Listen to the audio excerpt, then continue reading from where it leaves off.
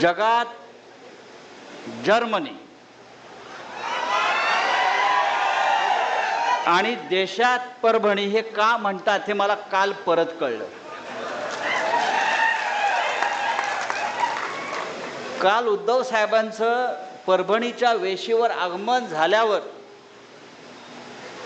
परभणीनं गद्दारांच्या विरोधामध्ये जो एल्गार केला, या परभणीमध्ये एकही गद्दार इतक्या वर्षात टिकला नाही.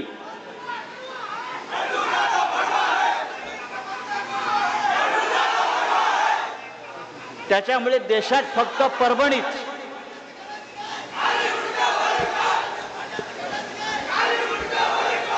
अरे ते मुंडक्याचं बघू काय करायचं आपण. ते मुंडकं काय राहत नाही आता.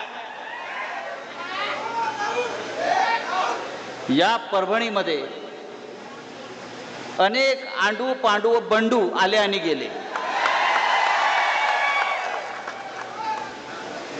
अनेक आंडू पांडू आणि बंडू आले आणि गेले. शिवसेना इथे मजबूतीनं उभी आहे आणि ती राहणार. हा स्वतःला काय म्हणतो, बंडू द बॉस. अरे गांडू द बॉस.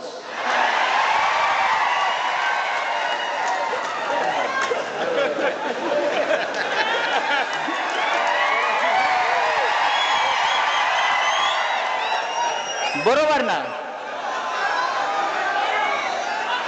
आता यापुढे त्याला गांडू द बॉस म्हणायचं.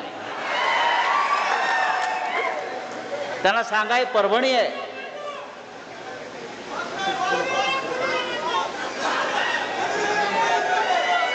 तो असं म्हणतो, जसं राहुलजींनी सांगितलं आमदारांनी, माझ्या अंगावर येऊन दाखवा. आता तो कुठल्या बिळात बसलाय पहिलं बघून घ्या. विकासाच्या गोष्टी करतो हा माणूस. मला वाटतं 2 वेळा आमदार झाला, 3 वेळा खासदार झाला. जवळजवळ 20 वर्ष हा माणूस सत्तेमध्ये आहे.